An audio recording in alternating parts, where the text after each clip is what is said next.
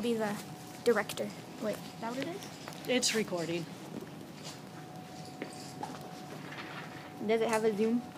Nope. Okay. I don't think so, at least. Okay. So we have a motor neuron that's going to be coming from the brain down to the body. You're still going to want to stay and take the notes because this is not an easy concept to get. So when I draw things on the board, I don't draw just for fun. It comes from brain to motor neuron, you said? Yeah, it comes from the brain down through a motor neuron. This is going to be your muscle fiber.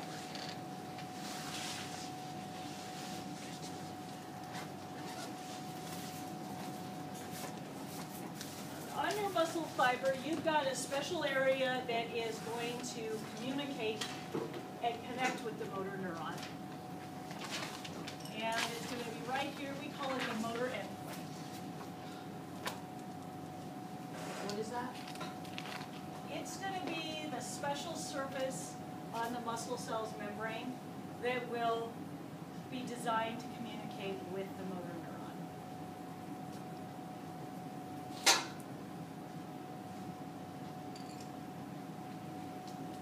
And this site of communication is called a synapse.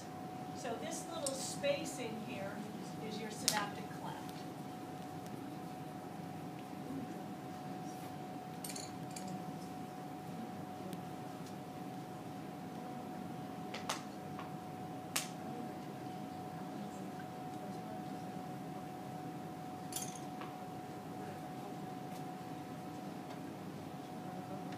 So that's going to be your site of communication where this happens. So when that message is going to come down your nerve, it comes down as an electric signal. And it's electricity just like what comes out of the socket in the wall. If you've ever seen where somebody's had electric stim done on their muscles or maybe had it done themselves where they hook electrodes up to the muscles and it makes it contract, what it does is they take the electricity out of the wall, they run it through a box, make it a little bit smaller so that it doesn't hurt like what comes out of the wall. And it will mimic this electricity here, sending the message to the muscle. So it will be just like a brain coming down and telling the muscle to contract, but the brain is controlled, or the box is going to do the controlling instead of your brain, controlled by someone else. So we call this electric signal the action potential.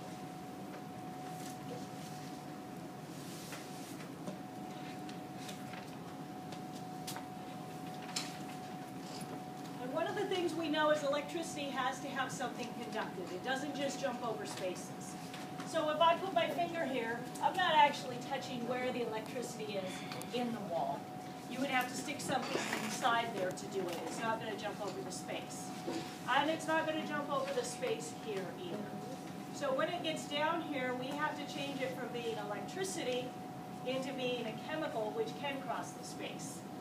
So we have these little vesicles here. And inside of them, we have this chemical, acetylcholine, which is a neurotransmitter.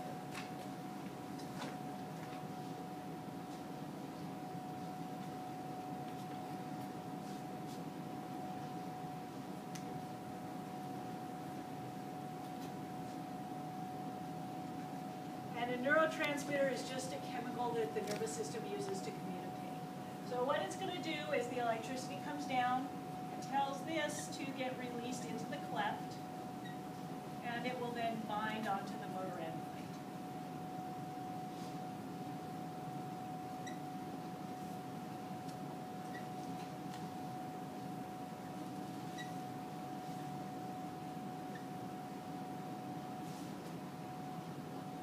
So when that happens, it's going to open the sodium channels.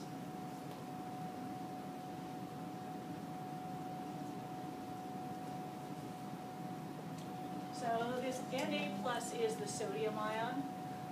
The reason that is significant is across the cell membrane on here, we have something called the sodium-potassium pump.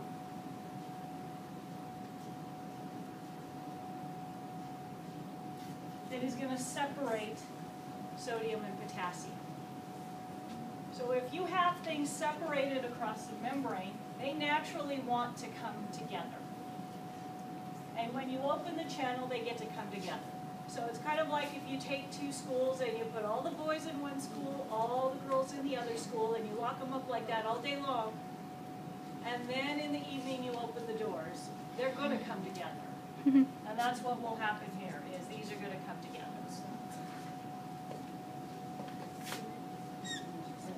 That is going to be what spreads the action potential.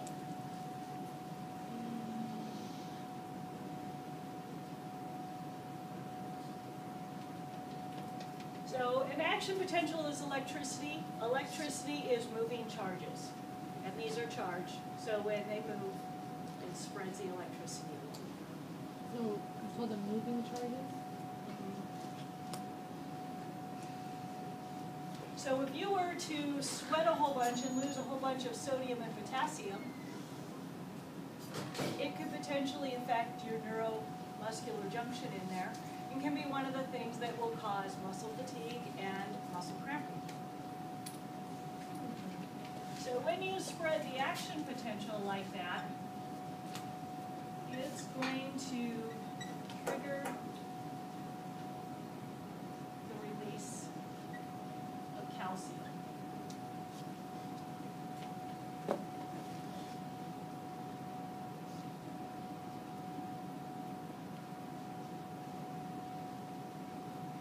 So when you look through those sections on the muscles, you're going to see you've got these thick and thin fibers. The thin ones are going to be called actin.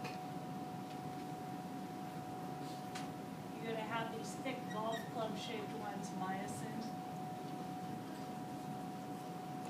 And you're going to have troponin and tropomyosin.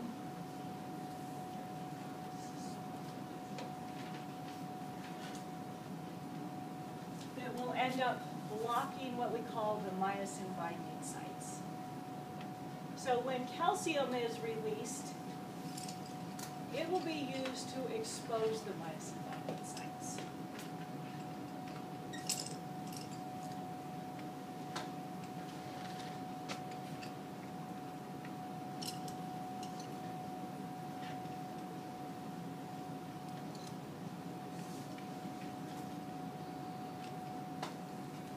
And that way, myosin can pull on actin.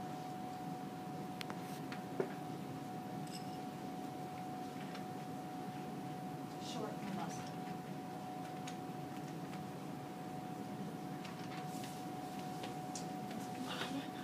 So what it does is it will pull this off, and then it will pull on the muscle. So in the bones, one of the things that we talked about is that we had these cells that would break down bone. And that may seem kind of odd. A lot of times people go, well, why would you want to break down bone?